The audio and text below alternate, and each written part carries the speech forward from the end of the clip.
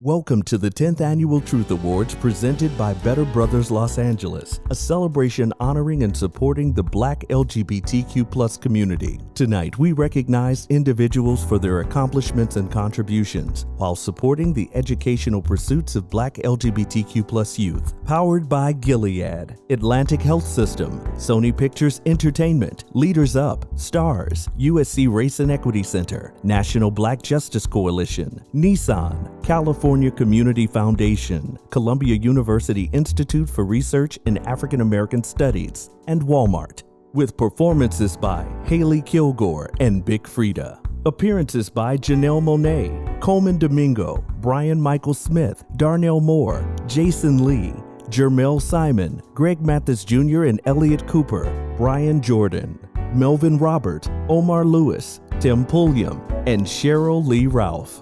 And presenting our distinguished honorees, Karine Jean-Pierre, Lena Waithe, Dr. David Johns, Bryon Javar, Dr. Bettina Love, Sam Prater, Mona Scott Young, and Patrik-Ian Polk. Welcome our host for the evening, actress, philanthropist, and star of the Paramount Plus comedy, The Game, and host of Couple to Thruple on Peacock and Access Hollywood on NBC, Wendy, Raquel Robinson, and Scott Evans. I think they can do better than that. No, it ain't Tasha Mack. This is Wendy Raquel tonight. There's a difference, baby. You're going to get Wendy tonight. We're going to have a good time, right? Ready to have a real good time. Look at this room. Look at y'all. It's a fabulous room. In here, looking all good. Wendy, I'm going to tell you this right now. Tell me. You look fantastic.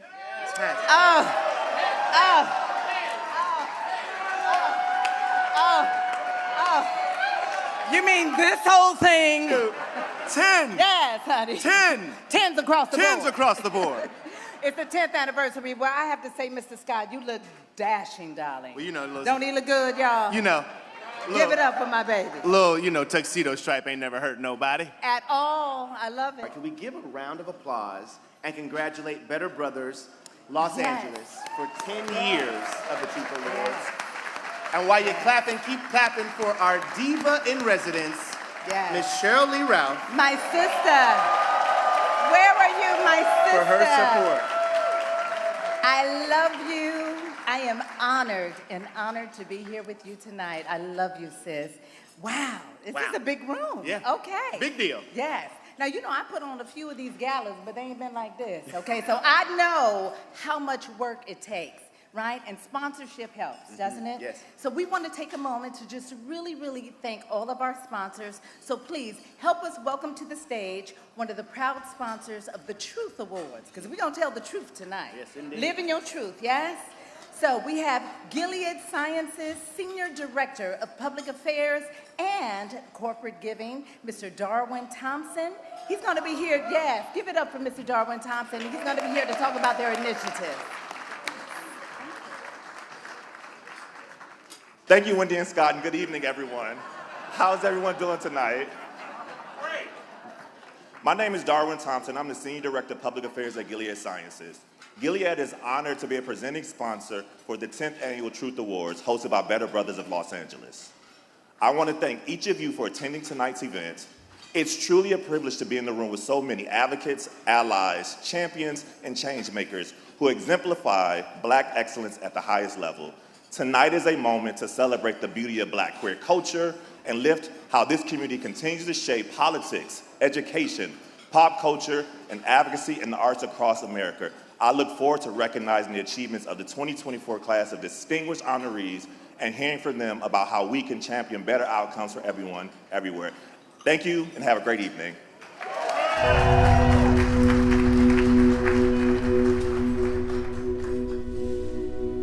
Together, we've changed the way HIV impacts lives.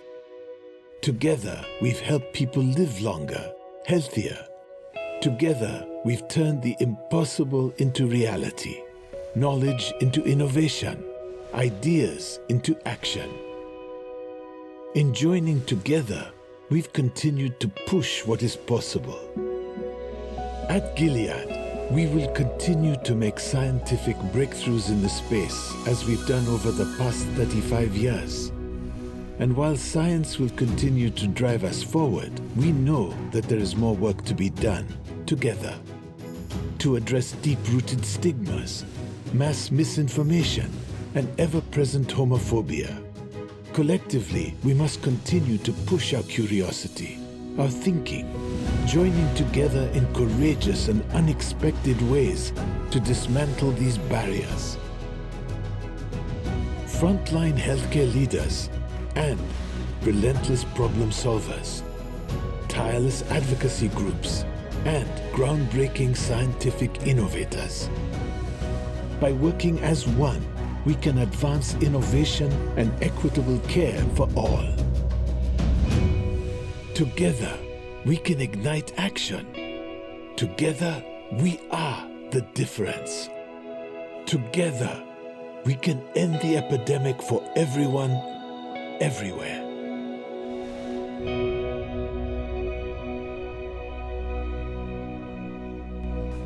Please welcome to the stage Jeffrey Wallace, Greg Mathis Jr., and Elliot Cooper.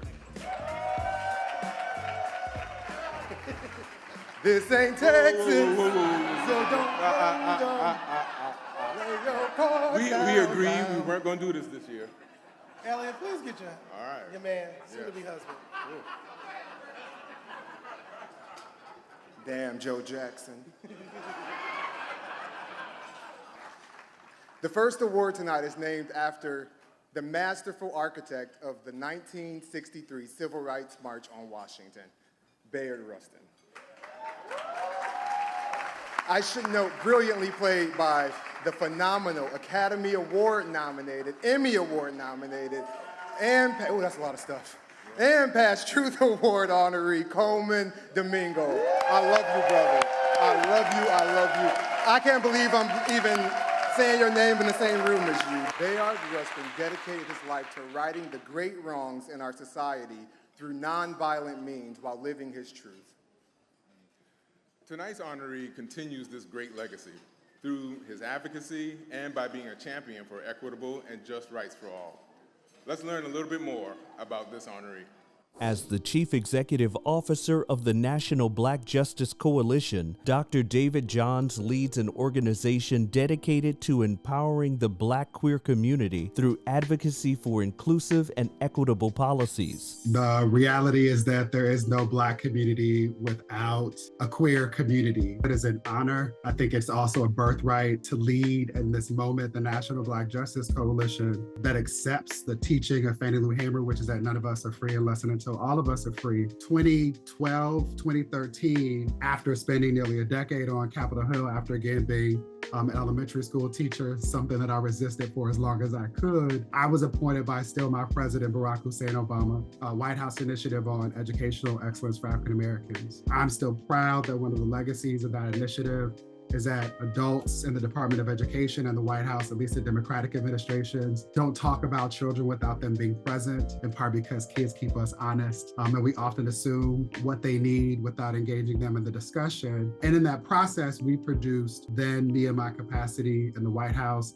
and my predecessor at MBJC produced the first ever White House Summit for African American LGBTQIA+ youth. Dr. Johns and MBJC's work is often focused on reminding policymakers and the public at large of everyone's basic humanity. In the 6 years that I have had the pleasure of being the quarterback of the team at MBJC, every single year has been the deadliest year on record for trans folks. And the vast majority of people whose lives are stolen are Black trans women and girls and femme-identified folk. And my sincere wishes are, there are two of them in this context. One is for Black people to mean what you say, as the young people would say, stand on business. If you love Black people, you gotta love all of us, period, full stop. And if in fact, what you actually mean is that you love and are interested in protecting privileges for people who look like you and affirm the most precious parts of you, say that and then move out of the way. And then the second is for people who are struggling with these terms that have existed, with the immutable fact that doctors make educated guesses to assign gender at birth, and people in their autonomy should have the right to determine whether or not that is consistent with their way of being. If you are struggling with these facts, particularly in ways that inhibit the ability for other people, transgender, expansive, non-binary, non-conforming folks, to also enjoy those privileges, I pray that you seek the help of a qualified and competent mental health support team. Sincerely. Dr. John's work at the MBJC and beyond exemplifies this award's namesake and is a testament to the enduring Black spirit. The legacy of African descendants throughout time is that we will win. We create, we innovate, celebrate our ways of being and making community and experiencing joy in spite of, in ways that no other community of people can. Remembering that, and remembering that in spite of all of the challenges that come with fascist, white supremacist, patriarchy, misogynistic attempts to preserve systems that benefit mediocre people who shouldn't benefit from them at all. Knowing that in spite of all of those efforts, our legacy is that we win. We salute Dr. David Johns for continuing the legacy of Bayard Rustin, seeking out injustice wherever it may be until we are all free. Hi, my name is Dr. David Johns. Put some respect on my name. And living my truth is the only way that I know how to live. Period. Full stop. Ladies and gentlemen, I have the distinct honor of presenting tonight's first award to my friend, my bestie, and my comrade in the social justice fight. His leadership and passion and perseverance are evident every day as he presses the levers and pulls those levers of power, safety, and opportunity on behalf of all of us. Please welcome the Bayard Rustin Advocacy Award honoree, my bestie, Dr. David Johns.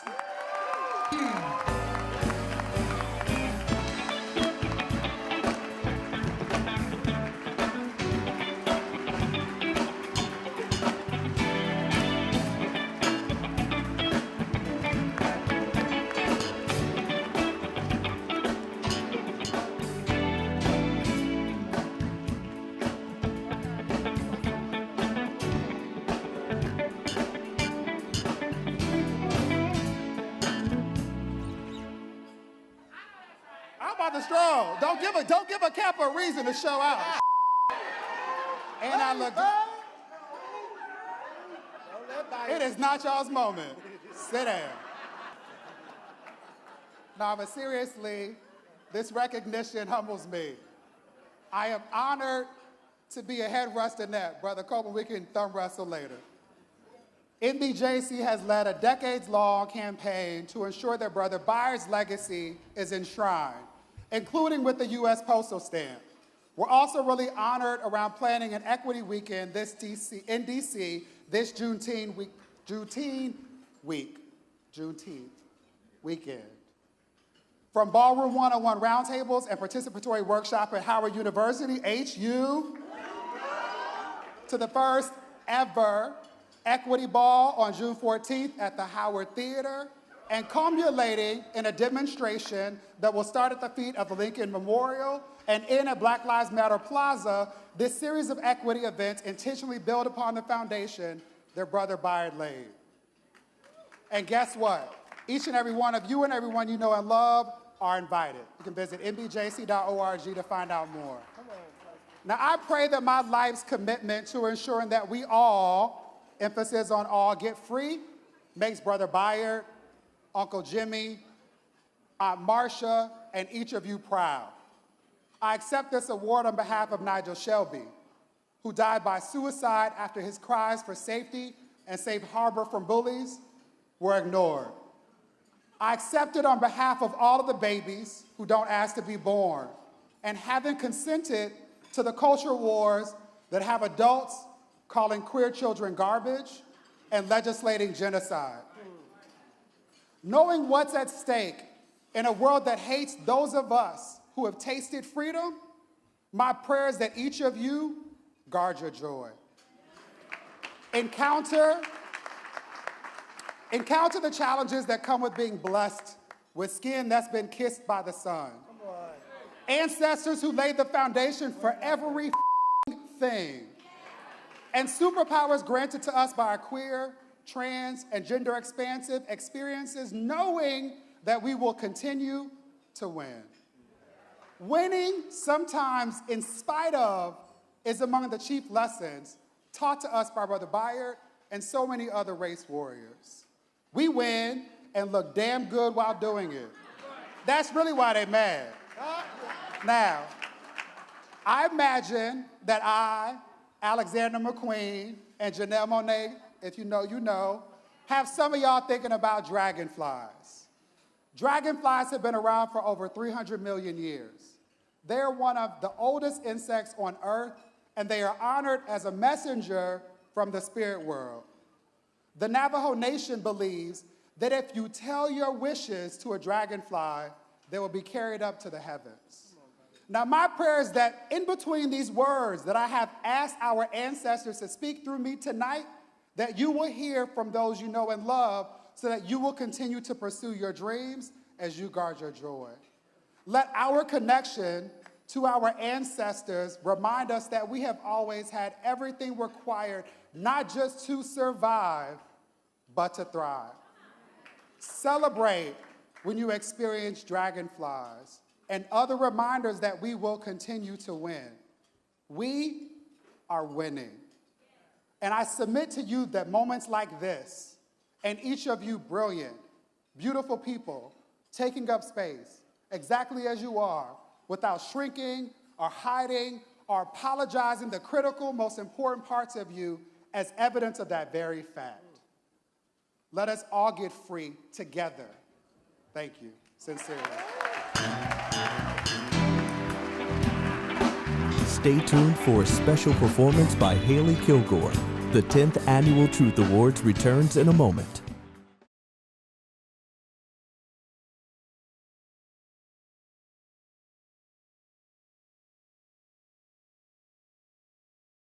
Please welcome Melvin Robert, Tim Pulliam, and Omar Lewis. Good evening, everybody. It's great to be here with all of you. It's such an honor to be a part of the 10th Annual Truth Awards, recognizing individuals in the Black queer community for their professional and their personal accomplishments.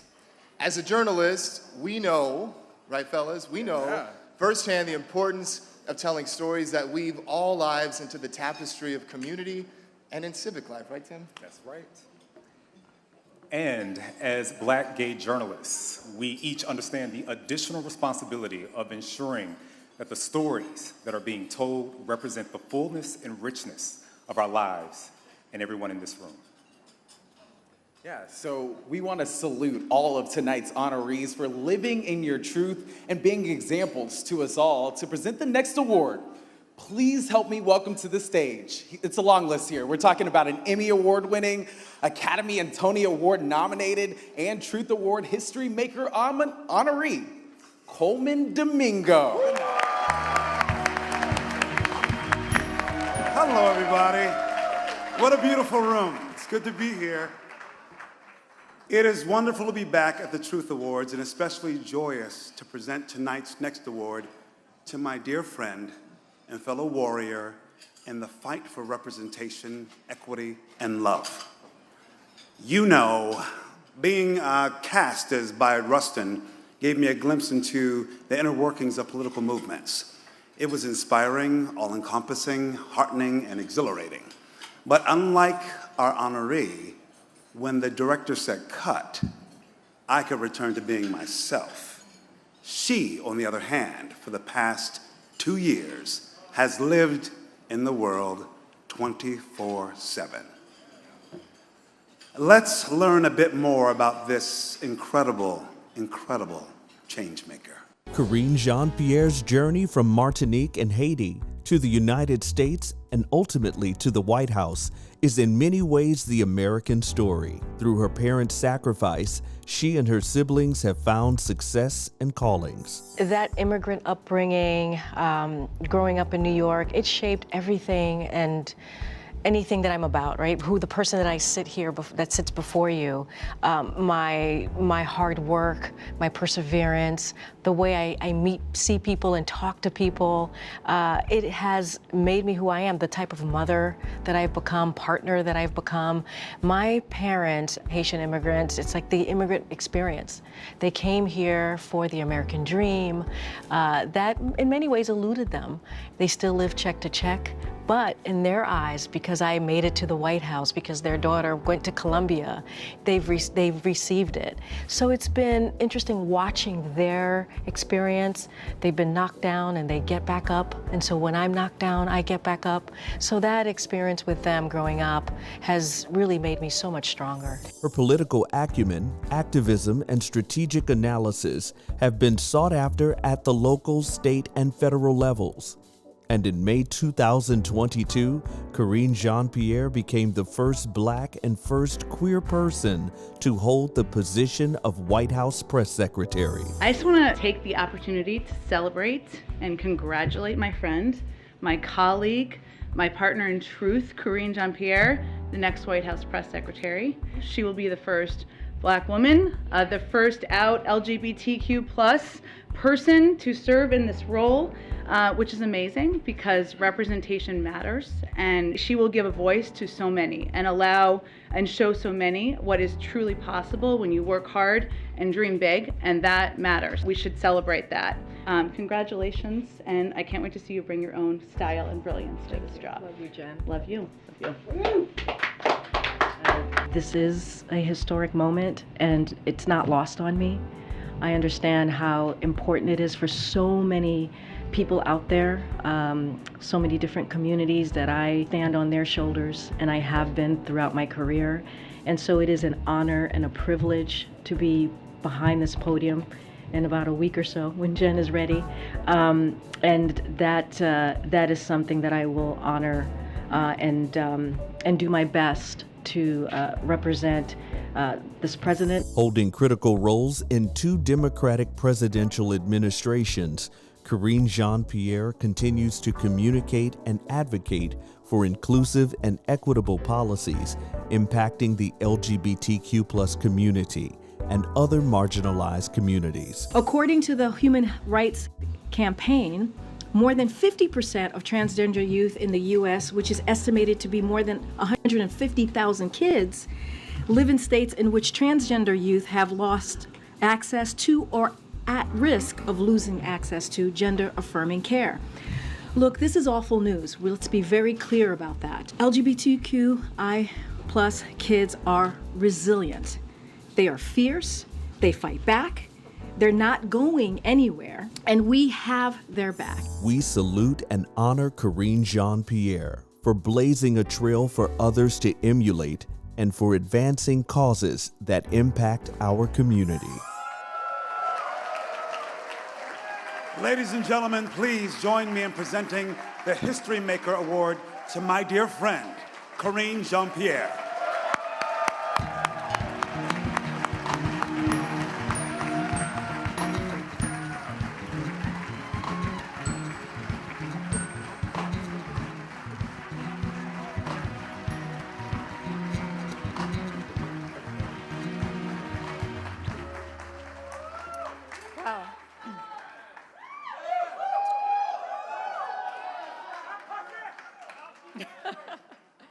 Wow. Coleman. This will be just say I look good. Well, thank you. I just want to also lift you up. I know you received this award not too long ago, History Maker Award, and you continue to make history, my friend. And I love you so much. And this man is not just only talented, but he has the biggest heart. The biggest heart. And thank you for coming here. I know you have so many things to do, Mr. Oscar-nominated Best Actor, and I appreciate you being here for me today. I love you, I love you, I love you, I love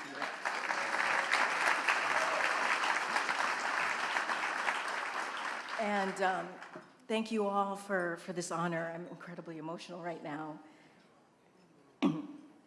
And you know, when you are honored by your community and seen by your community, it's just that much more special. And thank you so much, Better Brothers LA, for having me here tonight and all the work that you do to continue to lift up this community. It is not lost on me, it is not lost on any of us here, that the work that you do is so critical, is so important. And in the introduction of me this evening, the two words that stand out to me is representation. Representation matters. And it is so important for, especially in this time, for young people to see us, to see what we represent. It is not lost on me, on the shoulders that I stand on the folks before me, the barrier breakers, who, because of their excellence and because of what they fought for, I am able to stand on their shoulders. And I am lucky and I am blessed to be able to do the job that I do every day. And in your intro, you said something, Coleman, that was so true. Yes, I stand at that podium, but I also live every day what's going on in this world 24/7. And sometimes I stand at the podium and it is incredibly emotional to talk about what's happening in the community, to talk about how our youth in the LGBTQI+ community are dying by suicide, or they feel they have no place to go. And that's where we are today, sadly. And it is important that we continue to tell them that they are seen, that they are loved, and that we have their backs. It is an incredibly difficult time for many communities. And so while we celebrate this moment and this day, and I'm so proud to be celebrated, obviously we have to continue to fight. And I'm so thankful this evening. I'm so thankful for the other honorees here. I know some of them very well. We heard from the doc moments ago. And I'm just overcome tonight. So thank you, thank you, thank you. I love you all. I appreciate you all. Thank you.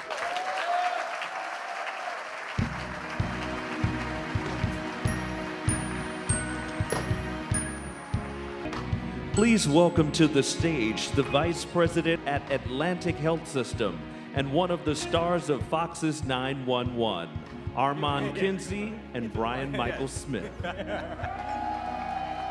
Before we get started, I actually want to personally thank Scott and Vince and the Better Brothers organization for allowing Atlantic Health System to sponsor for the last 6 years. And because it's their 10th anniversary, I want to personally donate $10,000 to the organization.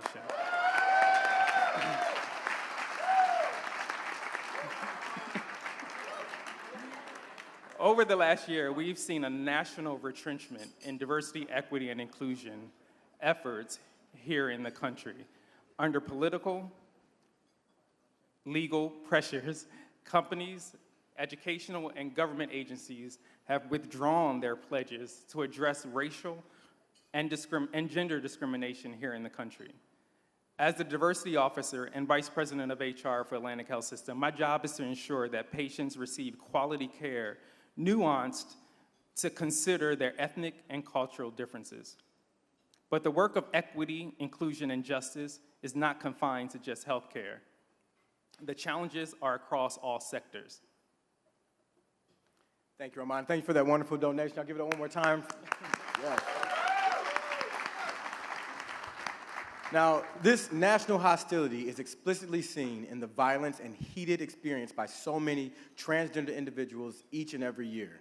As a member of the transgender community, I understand firsthand the challenges of being ostracized. You got it. You know what I'm saying? I ate too much of that ice cream and it got me. I'm gonna need another one at my plate. It got me ostracized because of my identity and the body that I live in. Now, I consider it my responsibility and our responsibility to advocate for justice, equity, and love until no one's gender identity makes them a target for discrimination. So please join Haley Kilgore as she pays tribute to our fallen angels, tragically taken in 2023, and our superheroes whose legacy remains with us forever.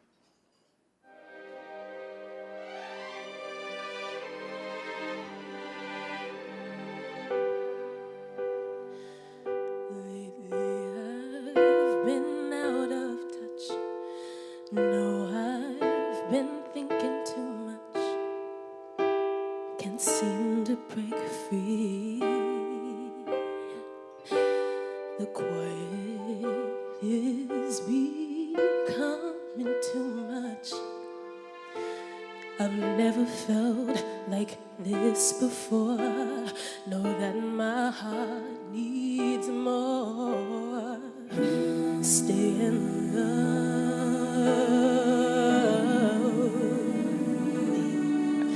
Stay and show me you care.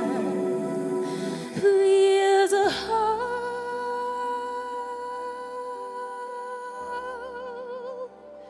me when I'm sad, when I'm scared, when I'm feeling like no one else in the world is there, when I'm feeling lonely, I know you'll be there. Please hold me.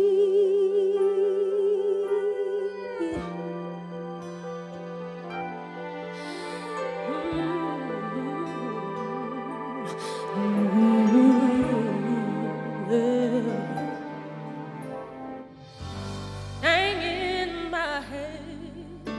Sometimes I'm just too ready to quit, and I found you.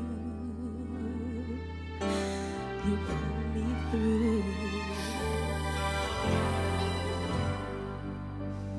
It's too much to take, waiting for my heart to break. One gust of wind could bring me down. I need you here. Please help me now.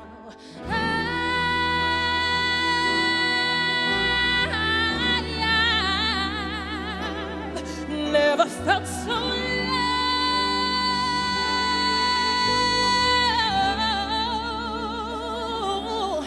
But when you love,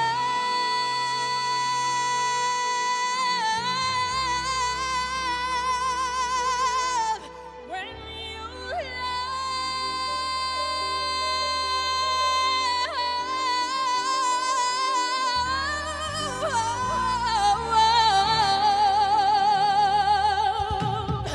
when I'm sad, when I'm scared, when I'm feeling like no one else in the world is there, when I'm feeling lonely, I know you'll be there. Please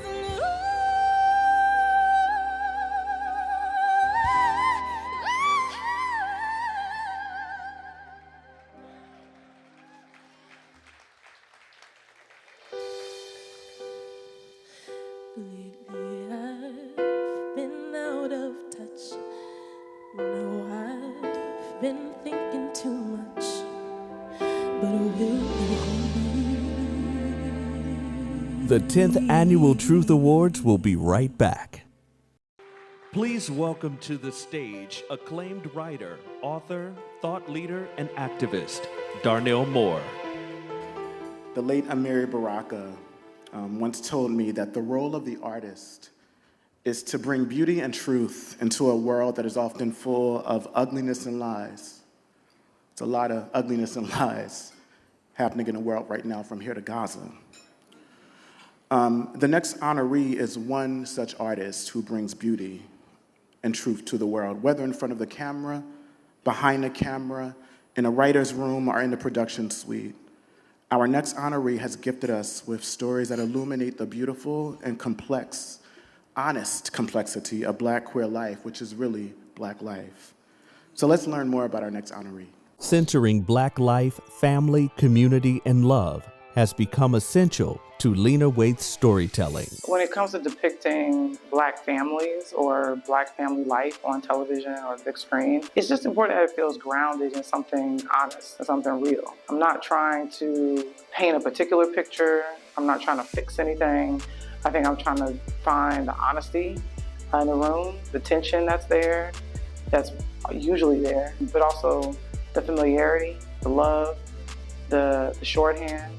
I think coming up watching movies like Crooklyn, watching family shows like Family Matters or Fresh Prince, there's a sort of rhythm and a music that you have with those films and those shows. And so I think whether it be with Queen and Slim or family scenes in The Shy or Master of None, I think I am just really trying to follow in those footsteps of telling stories that feel honest. Lena's ability to humanize the lives of Black folk, queer and straight, is evident in the captivating love story of Queen and Slim and her Showtime series, The Shy. I think that LGBTQIA plus people are just in the fabric of the world. We always have been. And so when we aren't there, I think it's odd. So I think it's important to have not just representation where you sort of sprinkle us in, but rather we have full stories. We have real wants, desires, hurts, pain, flaws. That's the thing. I don't think just because a character is queer, they should be put on a pedestal, they shouldn't do anything wrong.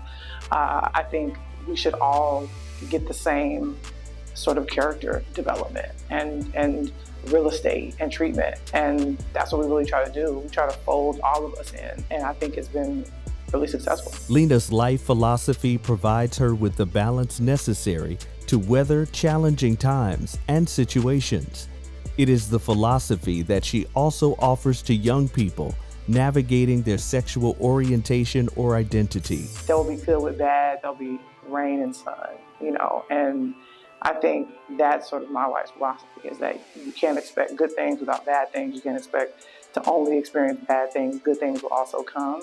And I think that's just a truth that I just know is real. Advice to young people who are struggling with their sexual orientation, I would say to give yourself grace, to give yourself time, be patient with yourself, and just to seek out those that are living in a way that feels like a life you would want for yourself, and be around those people and ask them questions. And if you can, if they're willing, to be in community with those people, because when you're in community with free people, you tend to get free too. We salute Lena Waithe for creating stories that show us in all our wonder and that remind us of our beauty. What I love most about Lena is that she forges a path.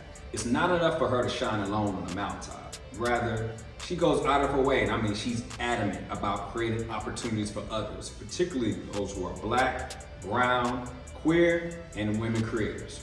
Lena, you are of service, and you serve, baby. I'm excited to experience all that's in store for you. Thank you for living your truth. Congratulations on being recognized by Better Brothers Los Angeles. Can't think of anyone more deserving of this honor. Just want to let you know that I'm proud of you, love you, excited to continue to build with you over the years. Much love and congratulations again. Lena Waithe, as a previous recipient of this distinguished honor from Better Brothers Los Angeles, I am enveloped in a profound sense of pride and camaraderie. To be a part of this vibrant, dope, extraordinary village of excellence is indeed a blessing. And tonight, my heart swells with joy as we come together to celebrate you. To celebrate everything that you embody, everything that you've accomplished, and everything that you passionately stand for. Lena, you are the epitome of fearless leadership. As a boss, you guide with wisdom and grace. As a writer and producer, you weave stories that touch the very core of our being. And as a partner and friend, you offer a shoulder that's strong, encouraging, and comforting. But what truly sets you apart is your visionary prowess. You have an unparalleled gift, a gift to champion and celebrate stories that are not just stories, but lifelines to those who feel unseen, unheard, and unrepresented. Through your work, you've illuminated the beautiful spectrum of Blackness, paying special tribute to the vibrant LGBTQ+ culture and community. Your narratives are more than just tales. They are beacons of hope, love, and resilience that resonate deeply within the hearts of many, inspiring us to embrace our true selves and to stand tall against the tides. Tonight, we don't just honor you for your accomplishments, we honor you for your heart, for the love that you so generously pour into your work, for the lives you've touched, and for the paths you've illuminated for those who walk in the shadows yearning for light. Congratulations, my sister, on this very well-deserved honor. I love you. Hey, Lena, congratulations on your Truth Award. You are the truth. Nobody deserves this more than you. Thank you for always being a beacon for our community and for giving opportunities to folks like us. If it weren't for you, there'd be no producing directors like us on The Chi on that beautiful show that you created. So thank you so much. Congratulations. We love you so much. You know, we are so proud of you from the day we met you. I don't remember the year. I know it was a long time ago. You did it. You know, we watched your climb. We watched your hustle. And to be a part of the world that you've created, bringing so much light and love back to our hometown. We thank you. We're so, so incredibly proud of you. And this is only the beginning. And I got one final thing to say, and that is Southside. She'll understand. You won't understand. She'll understand. Hi, my name is Lena Waithe. Living my truth means being myself, always. No matter what room I walk into, I want to be true. Everybody, please join me in celebrating the swaggiest Black queer troublemaker herself, Lena Waithe.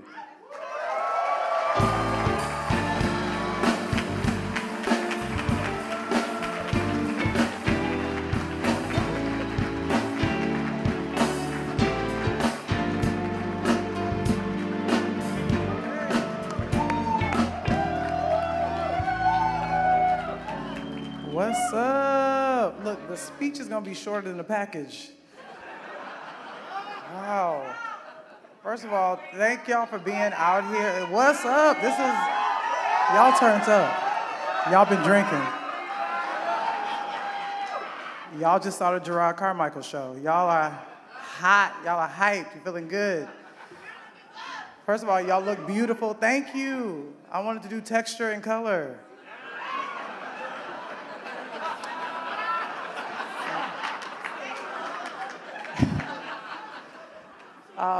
No, seriously, thank y'all for being out here. Thank you for being yourselves. It's raining out here in California. Raphael Sadiq lied to us. Don't start running the thing just yet. Go back, go back. No, but thank y'all for being here. Thank you for showing up. Thank you for showing me so much love. It means a lot. Also, thank you, Darnell Moore, for your words, your sermon. Anytime I gotta follow you, it's gonna be a benediction because you always hit the sermon. I was gonna try to follow up. So thank you. Roll it back a little bit for me. Go back. Yes, I'd like to thank Darnell Moore for being here tonight and for always gifting us with his beautiful words. You always inspire me to be my better self. Thank you for being such a phenomenal friend. I'd also like to acknowledge Better Brothers Los Angeles. Yes, the DIVA Foundation and the great Sheryl Lee Ralph, the one and only. I love you. I loved you in Moesha. I loved you in Sister Act 2. You're amazing. I'm so grateful to be acknowledged on the same evening as my fellow honorees. Please give a round of applause for everybody being honored tonight. Because I'm in awe of everyone that's being honored tonight. So truly, everybody's amazing. Thank you for seeing us. It truly means the world. So tonight, I'd like to encourage the scholars to not only walk in their truth, but to seek it as well. We must remain, yes, come on now. We must remain curious and always ask ourselves questions. What is our truth? What do we need to not only live, but to thrive? My hope is we can all live in our own truth. Telling others the truth is hard. Telling ourselves the truth is even harder. But no matter what our truth is, we have to live with it, even when we don't want to sometimes. And we have to live with each other. So let's continue to lift each other up and show up for our communities as we search for ourselves and try to find our purpose and live a life that reflects our version of success, not the version society or social media tries to sell us.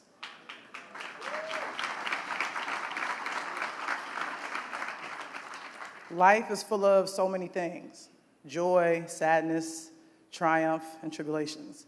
May we embrace them all. And may we become our truest selves through that embrace. In life, we will walk through many storms. But the best advice I've been given is to not stare at the storm, but rather it's best to stare at our feet as we continue to put one foot in front of the other. And before we know it, that storm will soon be over. So thank you so much for this award. Thank you for this acknowledgement. It just means a lot to me. Thank you for seeing me. I see you as well. The 10th Annual Truth Awards will be right back.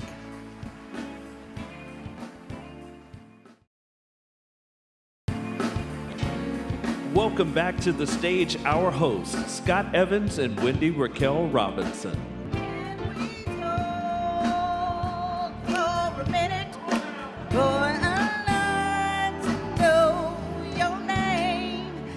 Sorry, Sheryl Lee Ralph. Woo! I'm sorry. I can't sing, but I only act like it. Thank you. I believed it right then. I missed y'all. No, I feel like I've been gone for a minute. Can we give it up one time for Haley Kilgore, Please, who performed ladies just a moment and ago? gentlemen. Yes. Unreal, right? Thank you. For also reminding us how important it is to be celebrating life, Absolutely. to be celebrating one another Absolutely. right now. Absolutely. The Truth Awards is made possible because of generous support by our sponsors. Yes. Folks like Gilead, Atlantic Health Systems, Yes. Sony Pictures. Yes. Yeah, you can clap for them. Yes. Leaders Up, Stars, USC Race and Equity Center, the National Black Justice Coalition, Yes. Nissan, California Community Foundation, California Community Foundation, Columbia University Columbia Institute for Institute. Research in African American Studies, and Walmart. Walmart. Because we all need a Walmart. You hear me? Joining me to present the next award is an actor, a singer, a dancer, and stars in the Tyler Perry hit series Sisters on BET. Please welcome to the stage, Bryon Jordan Jr.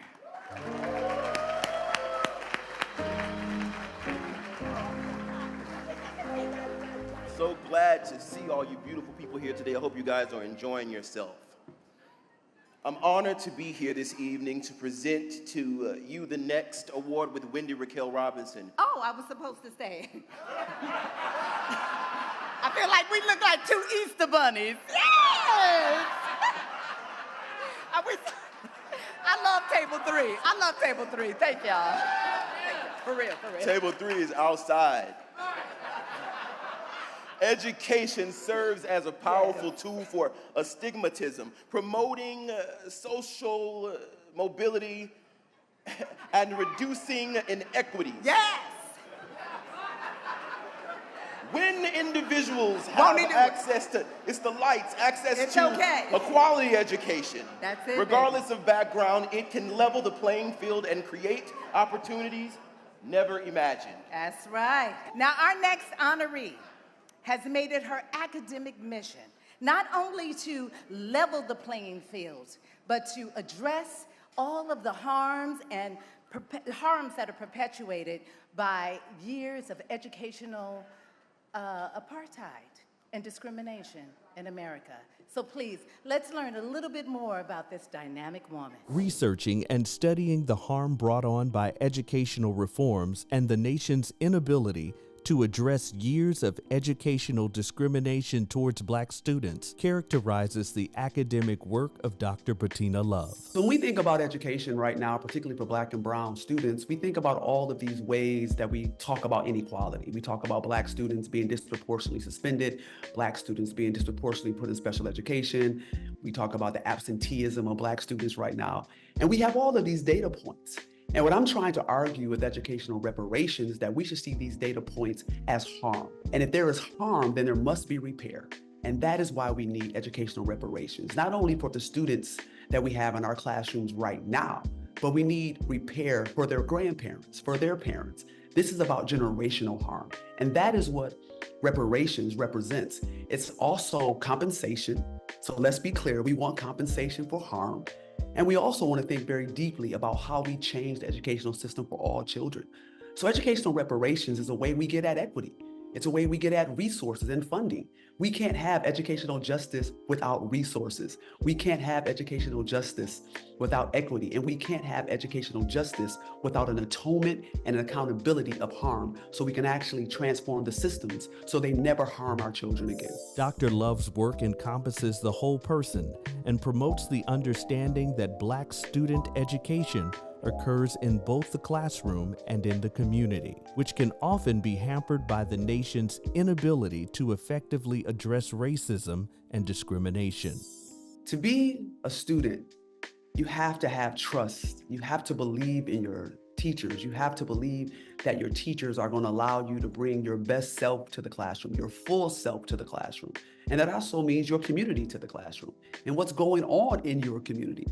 And so when we don't have these thoughtful conversations around race and around police brutality and around racism and harm in our country, in our classrooms, you are telling a Black child that they have to cut off a piece of their history. They have to cut off a piece of who they are. They can't talk about what is happening and what is going on to them. So how do they feel safe? How do they feel as though these people know who they are? How do they feel like these people care about the issues impacting their lives and their communities? Dr. Love's academic work has been reinforced by her loving family, whose support and encouragement has been consistent throughout her life. Well, I have to shout out my family. Funny story, I remember being around 18, 17 years old, and I went to tell my mom and my sister that I was a lesbian. And my mom and my sister simply turned to me and said, "We've been waiting on you. I'm glad you finally figured it out." I'm very appreciative that they saw me before I saw myself and reassured me that who I was becoming and who I was still the same person that they knew, and that they had been waiting on me to accept who I was. Just felt really amazing as a young person. We salute Dr. Bettina Love for her advocacy, her passion, her scholar, and desire to undo harm and address wrongs perpetuated against Black students in our nation's educational system. Hello, my name is Dr. Bettina Love, and living my truth is being proud of my wins and taking accountability for my fumbles. Living my truth is striving to be a full human being every day. Ladies and gentlemen, please join me in presenting the Excellence in Education Award to Dr. Bettina L. Love.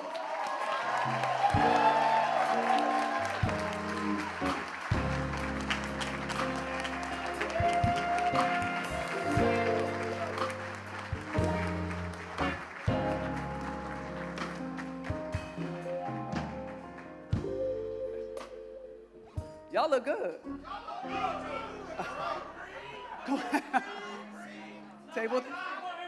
Table 3 and 4. It is absolutely an honor to be here in front of you all. I just want to give a big special thank you to Better Brothers of LA, a huge shout out to the DIVA Foundation, and a huge shout out to Dr. Sean Harper. Dr. Sean Harper is a big reason why I'm here. He was the one who nominated me for this award, and he's such a giant of just grace and love and intellect, so I'm so thankful to him. So thankful to Vincent and Scott for putting this together. And also a big shout out to my beautiful wife of 22 years.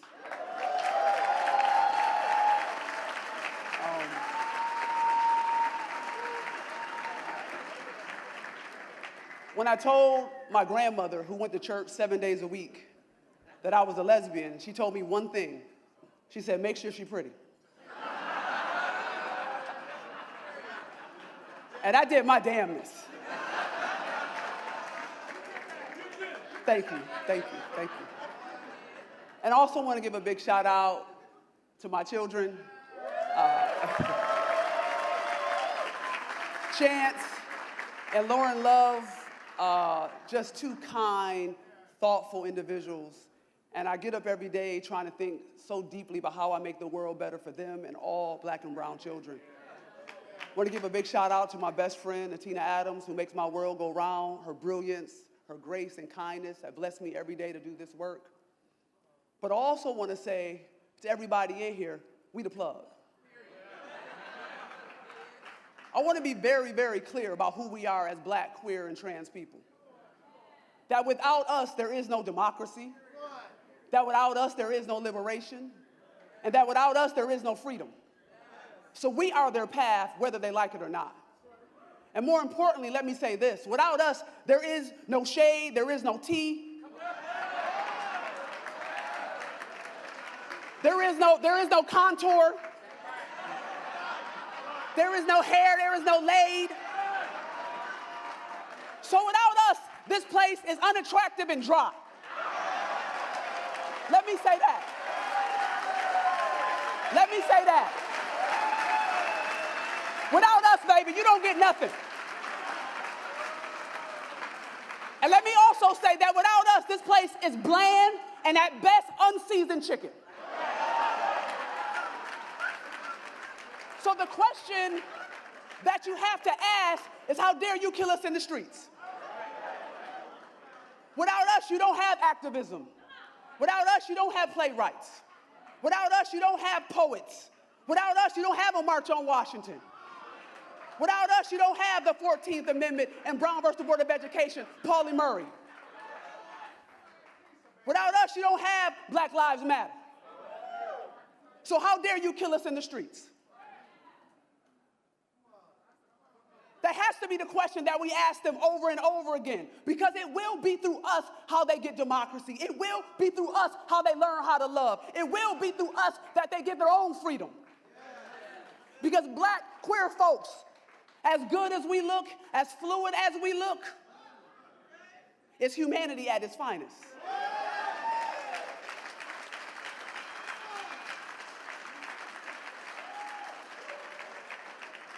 So I thank you all for this award, and to all the Black and brown children. Our job is to love them. Our job is to educate them. But our job, more importantly, is never to give up on them. You can never give up on a person who did not ask for these circumstances. So you can't give up, because that's shame on you. They did not ask for this. I believe that my God did not put me here to fight racism. That would mean God is racist. God isn't racist. He didn't put us here to fight. But we're going to fight. And we're going to do it with style. We're going to do it with class. We're going to do it with a little bit of shade. But we're going to fight, baby. Because I know what my God put me here to do, and that's to be human every single day. So I thank you all for this honor. I thank you all for what this room represents. And the Black excellence that I see is a reflection of who I am striving to be every single day, seeing you all. Now, the last thing that I would say, I got up on the stage, and I didn't walk, I floated because Janelle Monáe was looking at me.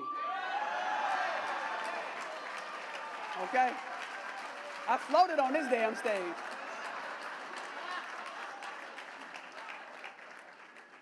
To all the Black, queer, trans children, we love you, we see you, and we are never going to forget you or give up on you. Thank you so much.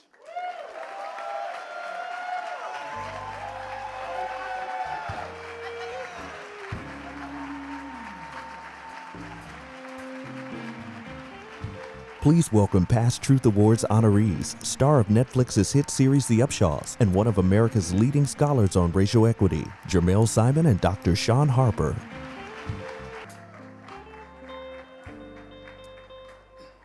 Good evening, everyone. It is always a pleasure to be a part of the Truth Awards and to recognize incredible individuals doing spectacular things. Our next honoree is someone who I consider one of my closest, dearest friends. His efforts, a wonderful blend of business savvy and compassion, are emblematic of the person he is. Let's learn more about this beautiful human being. Sam Prater is the founder and CEO of Los Angeles Room and Board. His efforts to end student homelessness and hunger are deeply rooted and inspired by his upbringing and experiences in Detroit. Growing up in Detroit, I had a great childhood, right? It was the 14 of us and my mom and my dad all living in the 3-bedroom house on Detroit's west side. And, whatever we lacked in terms of resources, was more than made up for in laughter and love. And so I had a great childhood to that extent, right? But that all changed when I was 11 and a half. My mother died suddenly and unexpectedly, leaving my dad to raise the 14 of us alone. And so he did his level best to try to make it work, but he couldn't keep track of all of us. And I was a rebellious teenager, kind of hard-headed. And I dropped out of high school at age 16. He found out about it a couple of years later when I turned 18. And he, was like, listen, man, you got a couple of choices in this house. At 18, you either went to the military, you got married and started your own family, or you went to college. And as a high school dropout, going to college just seemed out of reach. And being a queer kid in the 1990s, going to the military or getting married were just off the table. And so my dad had given me a fourth option, and that was to leave his house immediately. And so I went off on my own, completely unprepared for that experience, and managed to get myself evicted twice, which led to couch surfing and, living with my stuff out of my car. And so I had not imagined that the endeavor that I set out to sort of do with student homelessness would really be informed by that experience, when I was in my early 20s, right? I understood then how vitally important it is to have the safety and security of a home. And so, it was really the foundation for the work that I'm doing right now. Sam's passion for young people galvanized the formation of LA Room and Board, and the benefits to young people have been the greatest reward of this endeavor. Like when you are forming a nonprofit, right, there isn't a class that you take, right? There isn't a degree program that's focused on sort of like nonprofit entrepreneurship, right? Or social entrepreneurship. And so when I started LA Room and Board, what drew me to this work was less about the business part about it. It really was about the people, the human services part of it. I saw a gap. I saw too many of our students being pushed out of higher education because of a lack of basic needs, housing and food. And so that is what animated me, right? It brought me to this space of saying, how do I operationalize this passion? When we have students who come to you and say, wow, like if not for this program, I wouldn't have made it through college, or I wouldn't have been able to kind of get my life on track, or I came here being formerly incarcerated or being in the foster care system, et cetera.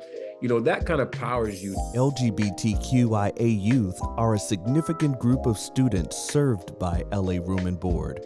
Their presence and plight have provided Sam with a clear perspective on the importance of young people creating the world they want to live in. This is one quote, and I forget I think it was Tammy Baldwin. She said, if you want to live in a world where it's okay to hold your partner's hand and you will live in that world. If you want to live in a world where it's okay to place a picture of your partner on your desk, place your partner's picture on that desk and you will live in that world. And so I would say, to anybody who's struggling with that, the world that you want to live in, like it created, exist in it, and then you will live and that world will be created for you. We salute Sam Prater for creating a world where hunger and homelessness no longer prevent young people from living out their truth. Hi, my name is Sam Prater. I'm the founder of Los Angeles Room and Board, and living my truth is freedom.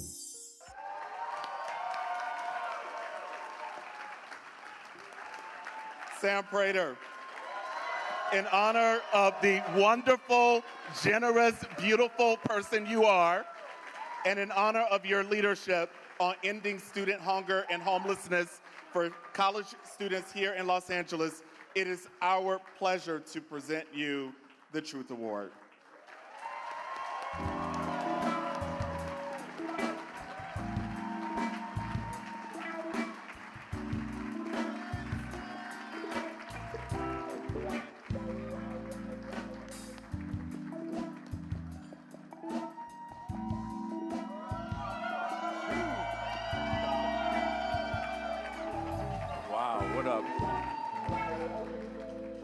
What's up, everybody?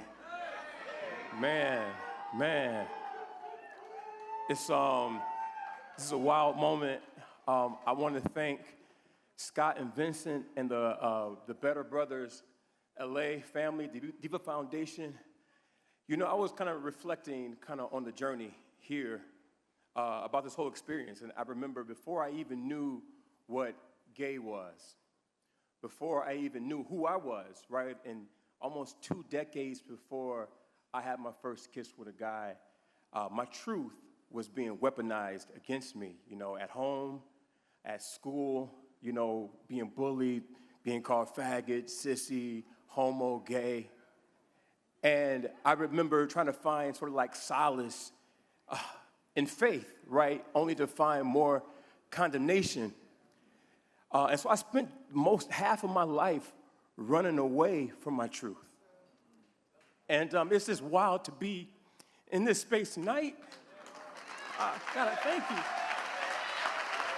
Wow. It's wild, man. To be in a space like this, it's just, man, Scott, Vincent, I thank you. Thank you so much for creating this community. And so, I just, on any given night in LA, 6,000 youth are on the streets. 6,000 youth are on the streets. 40% of those youth identify as LGBTQIA+. And so, just like Scott and Vincent, we try to create community and spaces at LA Women Board, where we now have 190 bed spaces. When we started just 3.5 years ago with just 10.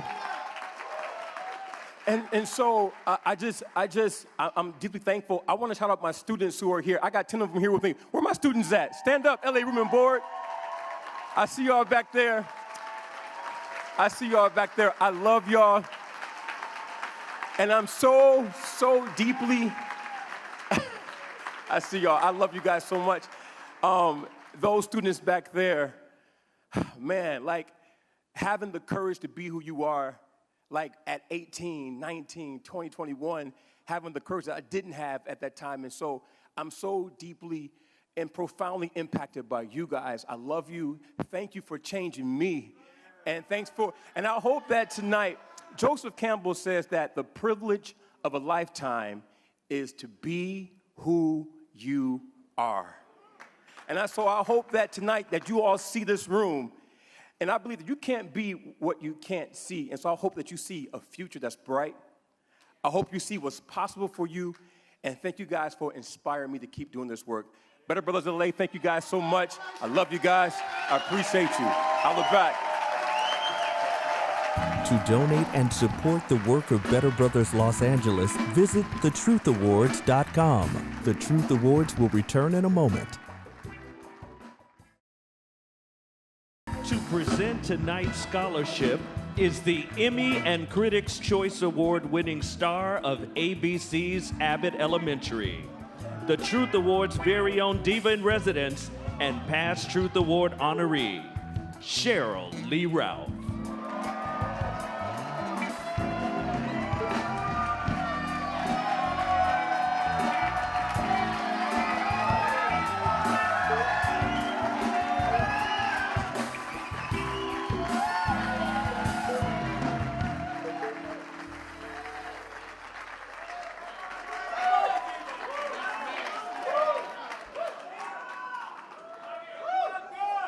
Thank you. Before I read the teleprompter, I'm going to tell you a short story for as long as it takes. The diva, divinely inspired, victoriously awesome, Foundation is proud to support BBLA Scholarship Fund in the name of my father, Dr. Stanley Lee Ralph. Don't ask me why. He was a proud graduate of Howard University. Go Bisons! And my father raised me to believe that all people deserved the right to live their best life, free of hatred, in pursuit of their happiness. He was also a firm believer that education is the great equalizer.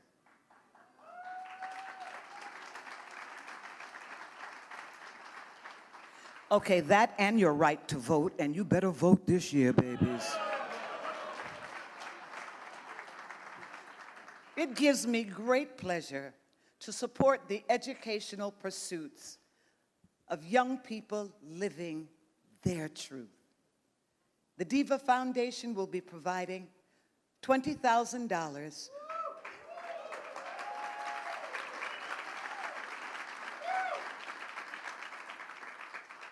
to the scholarship fund tonight. Before we bring up tonight's scholarship awardees, I think that all of us in this room, we can add more to that number. No, seriously, we can add more to that number. Because y'all got money. I know where the money resides. So, who would like to help me? Open your souvenir books and find the donate page. There is Zelle, there is Venmo, there is Cash App, so you have no excuses. I got time. Because Better Brothers and Divas understands the power of being surrounded by Black excellence, all 10 scholarship recipients were extended an all-expense-paid trip to Los Angeles to attend the Truth Awards.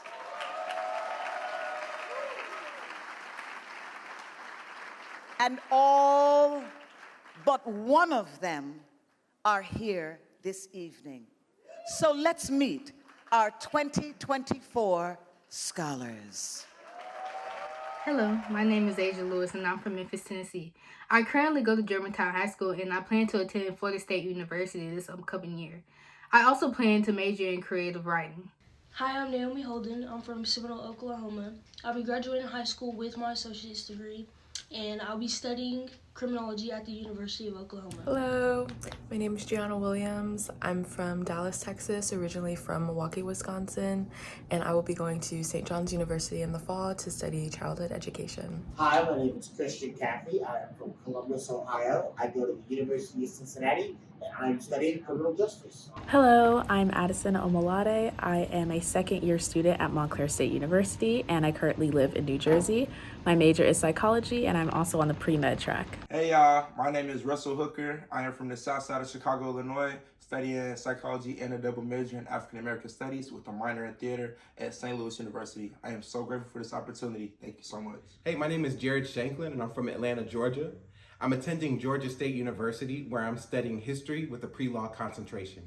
My name is Deketra Griffin. I'm a PhD student attending Louisiana State University within their social work program. Hey y'all, I'm Jairus Carter. I am from Charleston, West Virginia, but I've been living in LA for about 5 years now.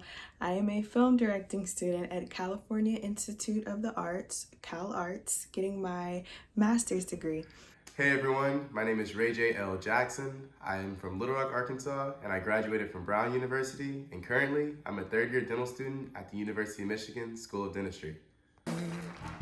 Russell Hooker, Jay Jackson, Naomi Holden, Christian Caffey, Deketra Griffin, Jared Shanklin, Gianna Williams, Jairus Carter, Adson Omalade. Give them a nice round of applause.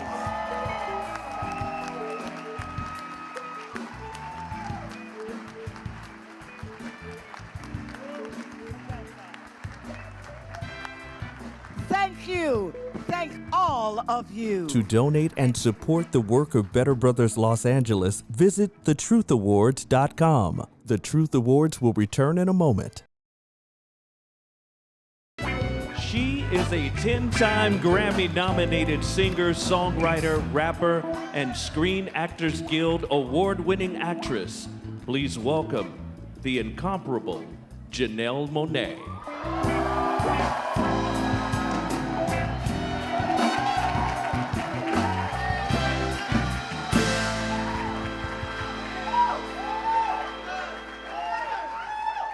Wow, what a room. So much love. I feel surrounded by so much love. It's such an honor to be with you all tonight. I love you too. And congratulations to all of the nominees and those really, really putting in the work. The work. Okay, so I'm here. I'm not here for myself. I'm here for a great friend, a great, great, great friend. I'm excited to present this award to my dear friend, Bryon Javar.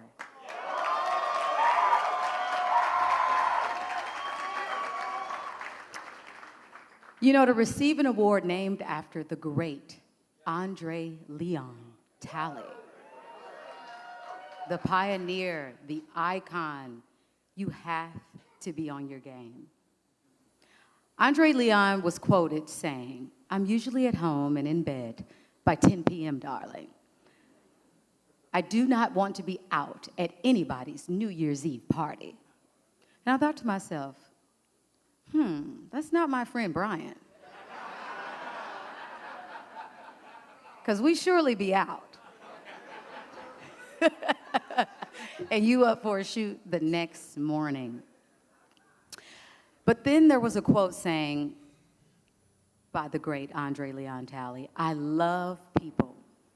And it is not the fashion, it is the people in the fashion that I love." And that is my friend. The people that he works with, you can see with the care that he gives each of them, whether it's Karrueche, who is here. They've been friends for 17 years and counting. We can tell that you give her love and you truly see her. And so it is such an honor to be able to represent not a talented stylist right now in this moment, but a good-hearted person who sees the people that he's dressing. I want to go to the video. For over a decade, Bryon Javar has styled and curated Black Hollywood's red carpet appearances, from Karrueche Tran to Megan Thee Stallion, from Victoria Monet to Quinta Brunson.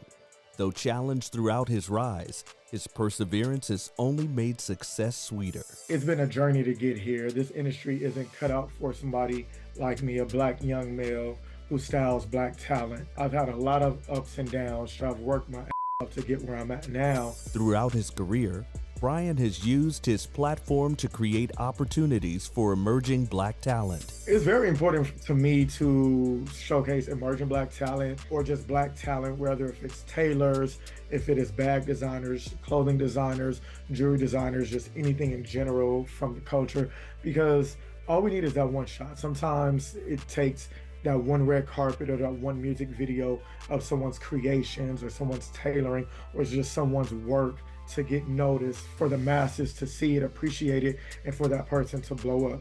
And for me, I was given that chance as a stylist to showcase my work as an emerging Black stylist on a red carpet. So I know what it's like to need and want that great chance. Bryon's niche for gently coaxing his clients beyond their comfort zone is balanced by a desire to showcase their natural beauty, which begins by first understanding them. The thing I want to know about the client is, who are we today? Who are we for this press run? What are we giving for this video? What is the direction? What is the message that we are going for? It's very important to understand the client, understand their body, and understand like where they've been fashion-wise, where they currently are, and where they want to go. I like to tell stories, especially on red carpets. I think it's very great to be able to push my clients beyond their comfort zone, but still make them look great. I call them my little shorty doo-wops, my little munchkins. I have definitely been blessed to be able to work with clients between the height of 4'11" and like 5'2". And for some it's a struggle, but for me, I like to be able to push the envelope, because when people see Quinta Brunson in public, or they see Marseille or Karrueche, they're like, wait, this person isn't as tall as they look, but it's giving them the right platform. It's making sure that the cut on the dress is, it is tailored, to perfection. Throughout his career and in life, Bryon's tribe has provided the support and backing he needed to continue to move forward. My tribe is so big, and I have different tribes, but they're all very real and genuine. A long list of those are clients and friends like Karrueche Tran. That's somebody I've been friends with from high school, and who has encouraged me to always stand in my truth, whether if it's just me being myself walking into a room or just with my talents. Janelle Monáe is somebody that has definitely helped me find my confidence of just who I am as a person over these last few years. We salute Bryon Javar for using his platform and skills to showcase Black beauty and for providing opportunities for others. Bryon Javar, congratulations, brother. You've helped so many people develop their brands through fashion. And yeah, big love, brother. Congrats. One of my favorite things about Bryon is his spirit and his undeniable ability to be himself completely in any environment. So it's very exciting to work with him. Work with a visionary who really knows and understands the clients, their body types, their likes and dislikes, but also comes in with something to challenge them. And so I think that's why he's someone to watch for the remainder of his existence. And whatever he decides to do, he's gonna smash, because that's just how free his spirit is. Congratulations, Bryon, on being honored at the Truth Awards. I love you, I'm proud of you. Congratulations again, and I wish you nothing but the best success and love. Mwah. Bryon Javar, congratulations on receiving the Truth Award. From the first day I met you, I knew that you were going to be super successful. Working with you has been such an incredible pleasure and joy. You made me feel confident and seen and loved. That is your superpower. Continue to shine. I love you. Hello, hello. It is Karuchi. I just want to tell him how proud I am of him and want to congratulate him on his award and all his success and his achievement. Bryon, I love you so much. I am so happy and so proud of you. Cheers to many, many, many, many more awards. I love you from the bottom of my heart. Mwah. Hey Bryon, Latoya Luckett here, your friend, your homie, and probably your most complex client. I will say that, first of all, I just love our friendship. I love the person that you are, the friend that you are, the visionary that you are. You see people for who they are. You see their heart. You see their gifts sometimes when we can't see them ourselves. So I just want to say I love you. Congratulations. This is your moment. I'm so proud of you, and you know that. God bless you and keep going. Congratulations to the amazing visionary, the artist, the creator, the hustler, the person that I have been so honored to be their canvas, the amazing, the great Bryon Javar. Bryon Javar. The rules are simple, but are they? I don't think they are, because it is hard to manage all the personalities of clients and figure out what to put everybody in, and fabrics and designers and all the things. And not to mention, on top of all of that, you the king of Halloween. How about it? You are so many things, but I want to tell you, I am proud of everything that you have accomplished. I love you, and congratulations. Mwah, mwah, mwah. All right, family, I want everybody to get up on your feet and join me in presenting my friend, the Andre Leon Talley Style Purveyor Award, my friend, Bryon Javar.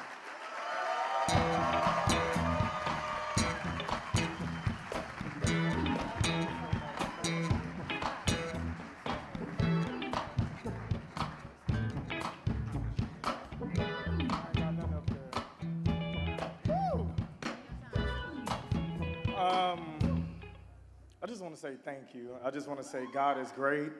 I'm just very happy. I haven't been as nervous since I used to sneak the trade in my mama's house.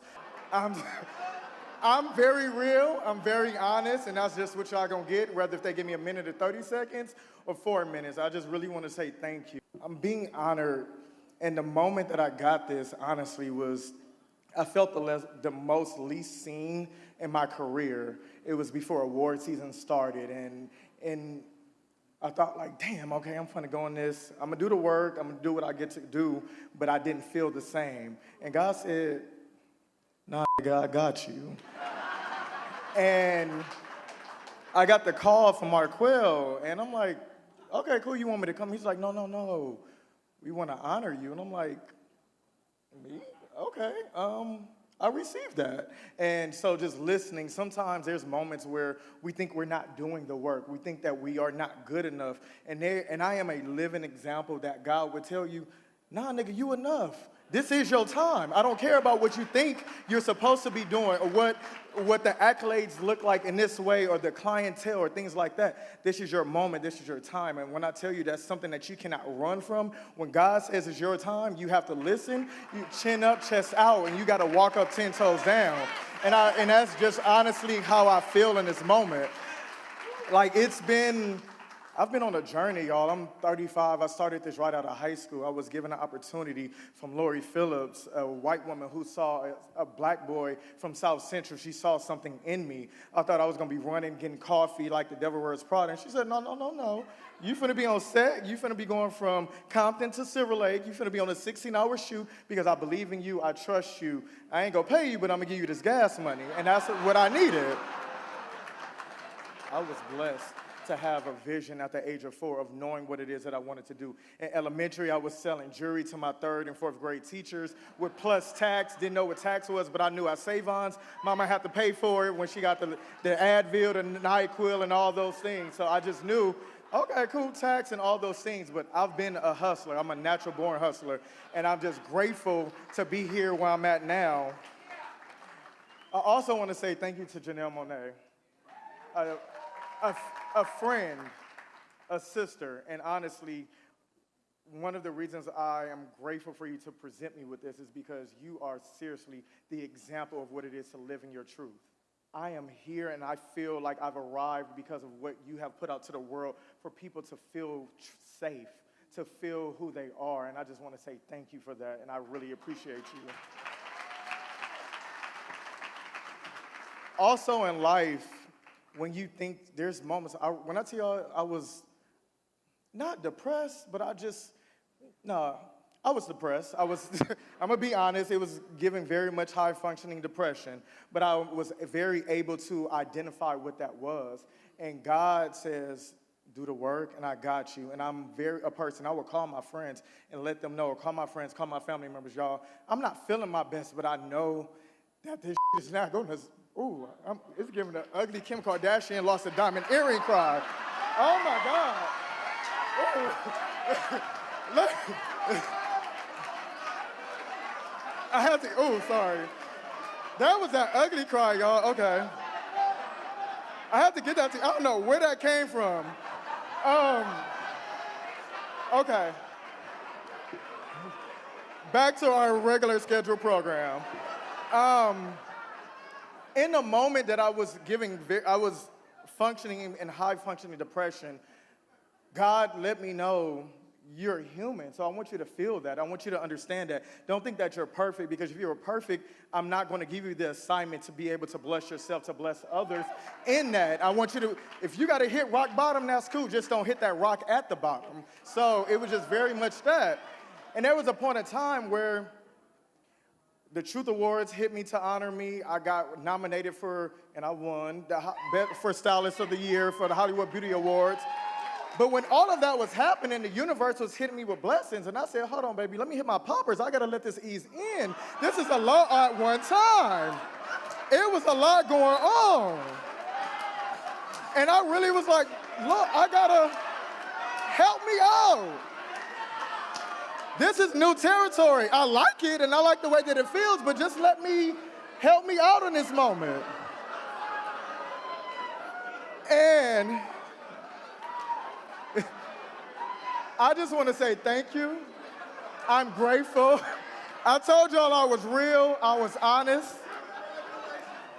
And as the philanthropist Shanae Jenkins once said, I'm single and ready to mingle. I like long walks through TSA pre-check or clear only. Y'all have a blessed one, and meet me at the after party. Thank you.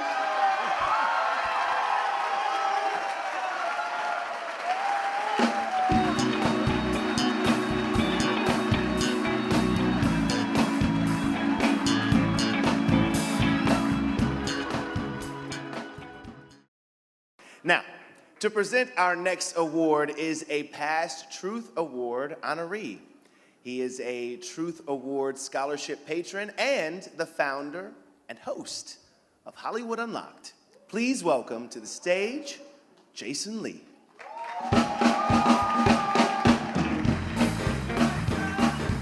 Thank you. I love this show because I get to see all of my friends outside the gay club, and you all look beautiful tonight. When I think about my career, a lot of people say, oh, he be spilling the tea, oh my God, he's spilling the tea. Everywhere I go, no matter where it is, whether it's West Side Chicago or the White House, somebody comes up to me and says, what's the tea? And for me, the tea has always been the truth, because I've stood in it, I've lived in it, and when I speak it, sometimes it hurts because the delivery comes out the way that God gives it to me. I'm telling the truth as I see it. And so I have to say to Better Brothers LA, thank you so much for creating a space for us to be honored and to honor people who live our experiences. When I came to LA, I was working as a union organizer for SEIU, and I had done that job for about 12 years. And when you're in service to other people, it's always about putting yourself last. It's not about putting yourself first. But I had gotten to a place where I was tired of working for other people and wanted to be my own boss. I wanted to be an entrepreneur. And I decided with the boost of social media and the .com that I wanted to be a tech entrepreneur, to create a space where we can peel back the veil of Hollywood, and we can unlock it in a way that nobody was doing it. And I went to everybody to get an opportunity. Every single door was shut when I went to open it. And I didn't know at the time how complicated it is being black and being gay, raising money, creating your own self-starting business. I didn't know those things because I never looked at the world as anything other than a limitless possibility. But after every door closed, there was one door that opened, and the person that I'm privileged to honor tonight is the person that opened that door, and that's Mona Scott Young.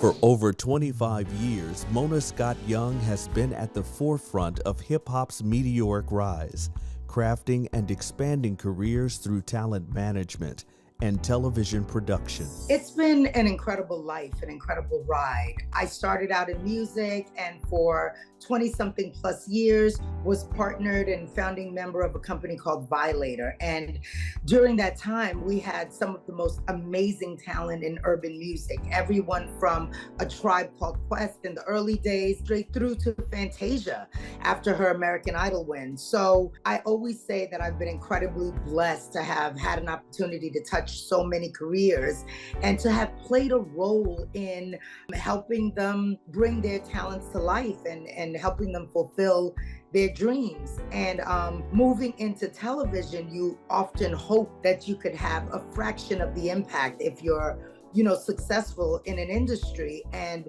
to have had the level of success that I was able to experience in television as well, that was just unfathomable.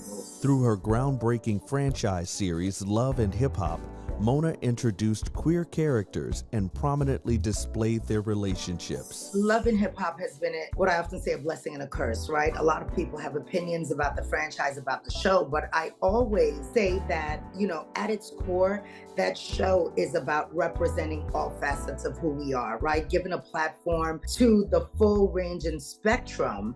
And when we had the opportunity to do a same-sex love story, for me, and I hate the phrase normalizing, I often hear people use that. Normalizing implies that there is something abnormal that you are trying to correct, right? I think of it more as it provided an opportunity to showcase, to highlight, to give voice and face and space to relationships and a group that did not have those same opportunities. In 2021, Mona was instrumental in finding a broadcast home for the film adaptation of James Earl Hardy's best-selling love story, B-Boy Blues. It's getting B-Boy Blues distributed and being a part of finishing that project and bringing it to the screens and to the audience was important because, again, it was first and foremost a beautifully told story, right? The book, I think, in its heyday broke barriers and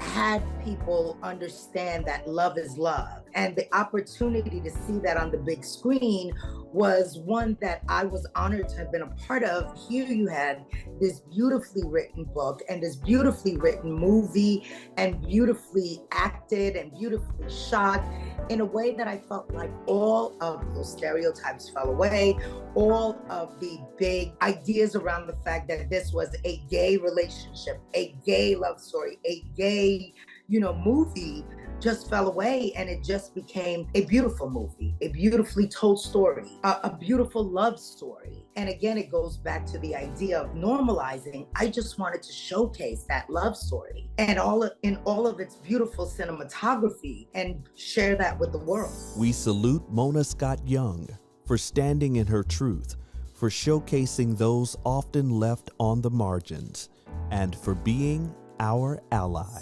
Hi, my name is Mona Scott Young, and living my truth is staying true to who I am and knowing who I am and being who I am, because that's the only thing that I can offer to this world.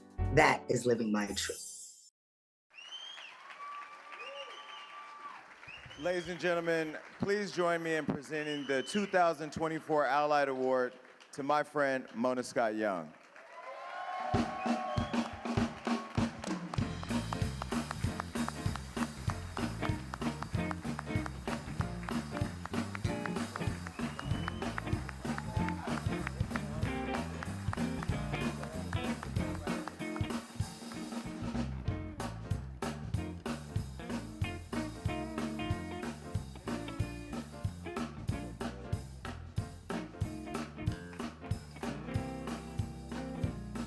Oh my goodness, oh my goodness. Wait, let me turn this the right way. Hello, beautiful people. I am so honored and thrilled. Where's my daughter? This is my daughter, Jordan, everyone. Say hi to Jordan. Thank you, Jason Lee, for that beautiful introduction. I so appreciate our relationship. I love everything about what you are doing right now, and I'm so incredibly proud of you. Yes, absolutely. Thank you so much. So I'd like to thank Scott and the team at Better Brothers of Los Angeles for this incredible honor tonight. I'm so proud to have my daughter, Jordan Scott Young, standing here with me. At a very young age, Jordan exhibited her passion for fighting for social justice, right? She engaged in actions that a strong advocate would at a very early age, and I'm so incredibly proud of her, because inherently, she understood the importance of and what it meant to be an ally. Come here. Yes. I'm so proud of her, and it's my absolute joy to have you up here with me tonight, so thank you very much for sharing this stage with me. Thank you. Okay. I'm so humbled and grateful to be receiving this Ally Award tonight, but truthfully, it feels a little mind-boggling, right? Because to think that I'm being awarded simply for coexisting with my fellow human beings, it's like, what the f is an ally?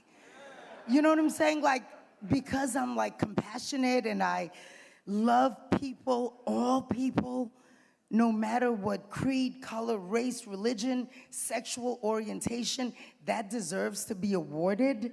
I mean, I'm grateful, don't get me wrong, but it just seems so crazy to me that we still live in a society today where in this day and age, being compassionate and caring about other human beings, regardless of all the things that I stated, is something that deserves to be recognized, awarded, celebrated.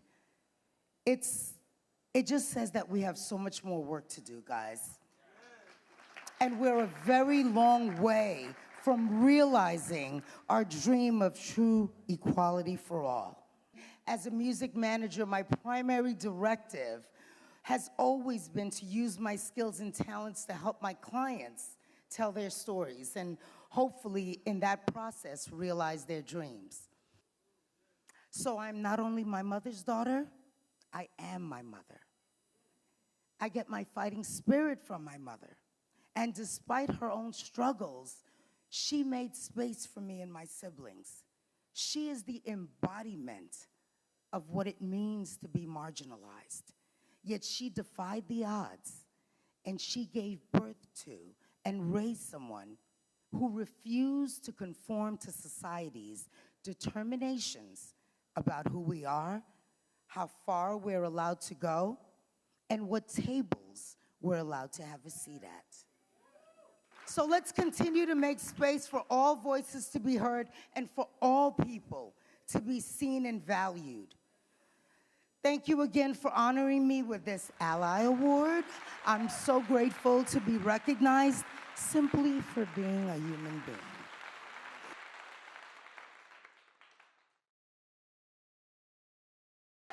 Please welcome to the stage, Jussie Smollett. Hey, y'all. Good evening. I have the honor of presenting tonight's last honoree. Okay, so, quick story. When I was in my early 20s, I worked at a short-lived restaurant on the corner of Robertson and Santa Monica Boulevard in West Hollywood. One day, while cleaning the back of the patio to open up lunch, I saw a sea of black men coming in and out of a club named Here. I asked myself, well, what is happening? Was the late, great Ivan Daniels throwing a day party that I knew nothing about? Because this looked like a modern moment out of an Isaac Julian flick. Then out of nowhere, I saw this brown-skinned man with curly fro walking in reading what appeared to be a script. They were shooting a television show that would change the trajectory of the way black, same-gender loving men were portrayed. That brown man with the curly fro was the great Darryl Stevens. The television series was Noah's Ark. And the creator, director, and brains behind it is our Lifetime Achievement honoree, Patrik-Ian Polk.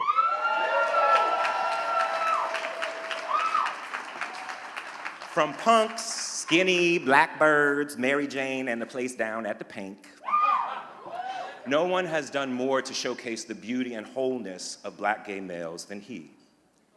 His stories, whether on television or on the big screen, are powerful images that allow you to dream of endless possibilities while also being black and gay. Let's learn more about our honoree. His stories have chronicled the lives of black gay men for over 20 years, providing generations with rich portrayals of themselves, never seen on television or the movie screens. When I first started working in Hollywood as an assistant, and I was trying to figure out what script to write to gain my entree into the industry officially, as a writer. And I asked a good friend of mine for advice. What should I write? What kind of script can I write? He said to me very plainly and simply, write the story that only you can tell. And those words hit home, and I went and wrote the script for Punks in about 8 days. Patrick's groundbreaking series Noah's Ark debuted in 2005 and remains one of the most impactful and culturally relevant shows centering black gay men. When I look back, it is amazing to me over the years how many people still come up to me and say, the show changed my life, thank you. The number of people who've told me that they literally sat in their closet and watched the show because they were afraid that someone would catch them. Or multiple people have told me I would have the remote in my hand and I was ready to press the last channel button so that the TV would go back to some innocuous, sports game or something. If someone came in and when I was watching Noah's Ark, it's just amazing to me. As an artist, I strive to create work in as much of a vacuum as I can because I don't want outside influences and things. I want the work to be authentic in whatever way.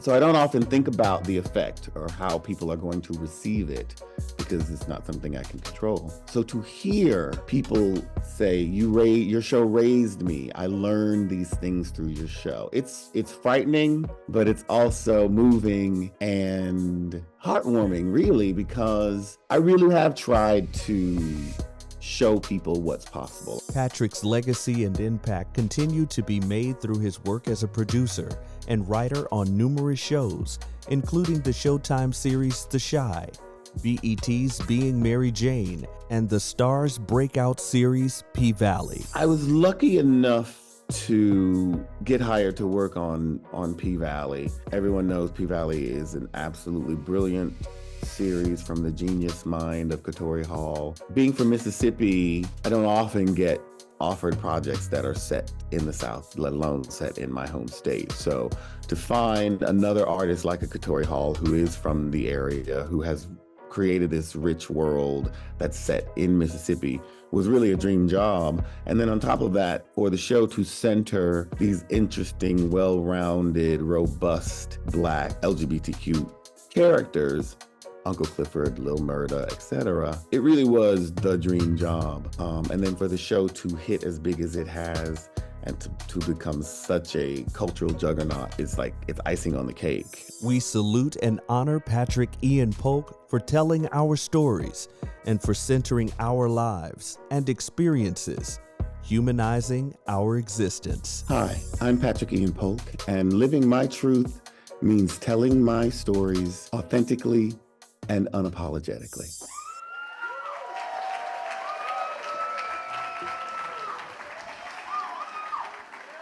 Pip, you are one of the realest ones that we know. So non-gender conforming siblings, sisters, and brothers, please get on your feet and join me in presenting the Lifetime Achievement Award to Patrik-Ian Polk.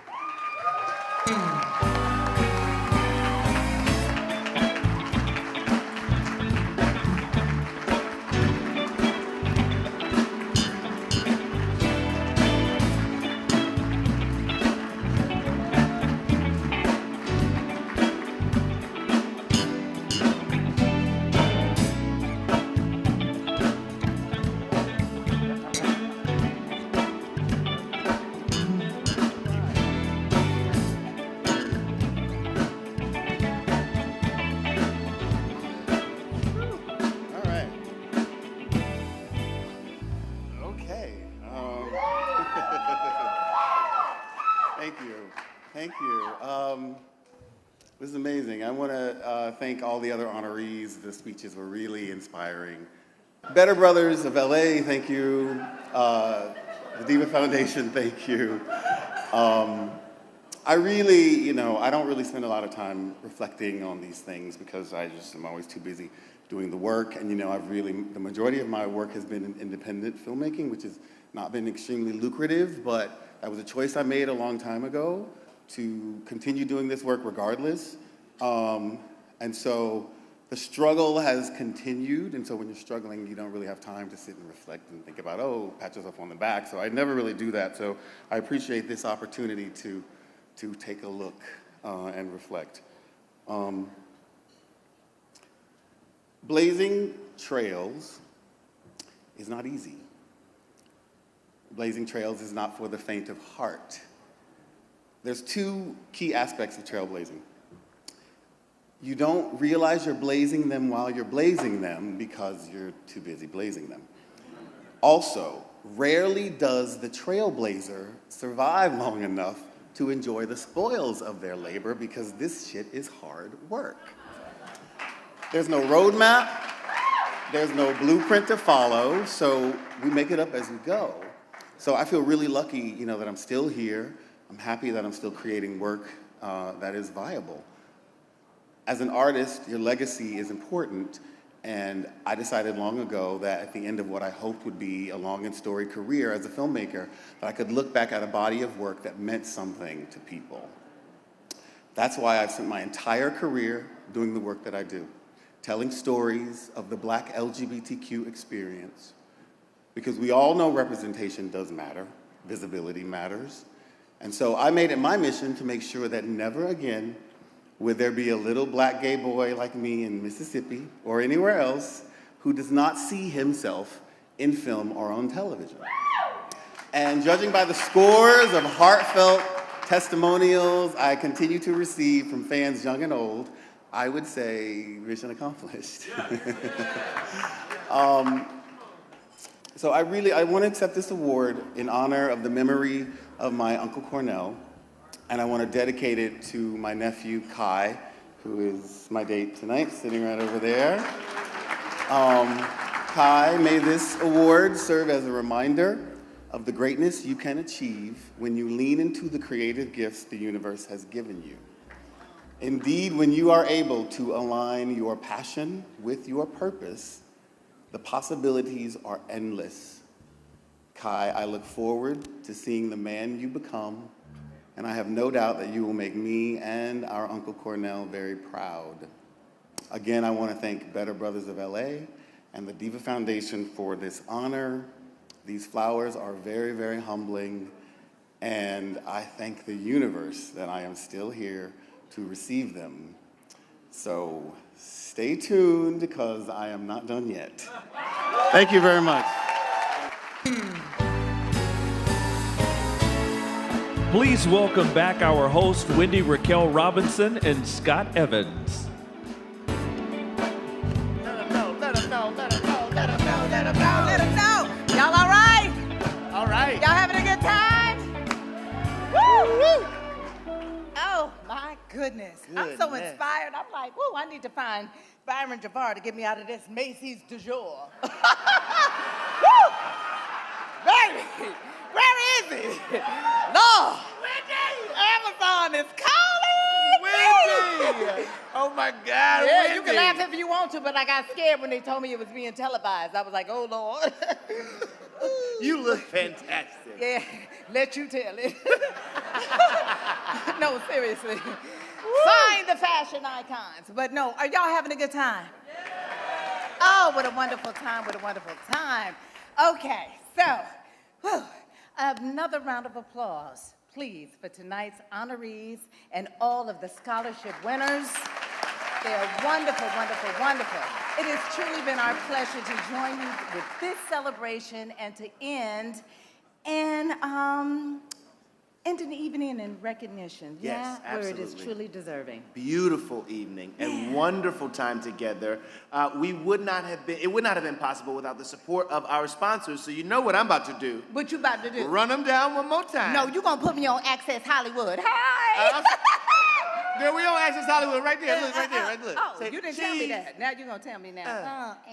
Okay, so Gilead, Atlantic Health Systems, Sony Pictures, Leaders Up, Stars, USC Race and Equity Center, National Black Justice Coalition, Nissan, California Community Foundation, Columbia University Institute for Research in African American Studies, and Walmart.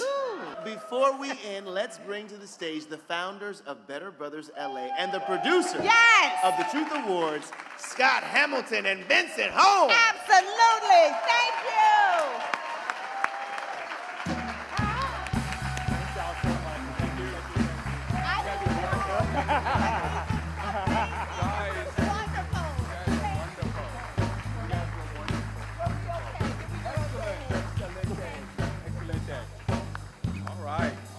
Good evening. How y'all doing? Thank you all for coming out. Thank you all for coming out. Thank you all for celebrating these incredible individuals, these wonderful honorees, and our wonderful scholarship awardees. Let's give them all a round of applause, first of all. And let's give the wonderful Wendy, Raquel Robinson, and Scott Evans a round of applause. 10 years, y'all. When Scott came to me and said, hey, I really want to create this award ceremony, and I want to honor individuals in the community, I said, that sounds like a really wonderful idea. What about the young people? And he said, what about the young people exactly you mean? I said, well, why don't we provide scholarships? We both went to college. We were both broke. So why don't we find opportunities to help young people as they're also going to college? Let's honor our community. Let's honor the excellence in our community, but let's also help to pave a way for young people as they're coming up as well. And the Truth Awards was born. So thank you all for being a part of that incredible journey with us. It's so, so appreciated. 10 years ago, also, real quick, we invited a group of friends to dinner because we were like, we can't do this by ourselves. And we asked them to go on this journey with us. I believe they thought we were crazy. But nevertheless, they agreed to help us plan the first Truth Awards in 3 months. So several of those individuals continue to go on this ride with us, and please indulge me for just 1 second, but I'd love to bring them to the stage. Mark Berry, Henry Gilmore, Andre Scipio, and Lila Mays. They have gone on this journey for us, giving up countless hours of their time every Wednesday at 7 o'clock meetings, and we appreciate all that they have done. It is incredible. Where y'all at? Come on. Come on. So, and over the years, the planning committee has grown, and over the years, the planning committee has grown to include a few more folk. So, Benicia Perry, Danny Gibson, Maurice King, Jeremy Irwin, James Ward, Joseph Williams, Christopher Sibley, David Creole, Marquel Turner-Gilchrist. So if they're here, come on up while I'm talking. Thank you all for helping to shepherd this event this year. You all rock. We love you. We could not possibly do this without a team of people joining in. So thank you all. As they come up, take it, Scott. And a special thank you for our diva in residence, Sheryl Lee Ralph. Your trust and support of the Truth Awards is unparalleled. And to all of our honorees, Dr. David Johns, Karine Jean-Pierre, Bryon Javar, Dr. Bettina Love, Sam Prater, and Mona Scott Young, and Lena Waithe, and Patrik-Ian Polk. Thank you for being you. Your lives and truths are testimonies to us all. We are humbled for your presence and your individual journeys. Y'all get ready to dance, and let's give it up for Big Freedia. How y'all feeling tonight? Y'all ready to turn it up? Oh, let's go. Get ya. Get ya.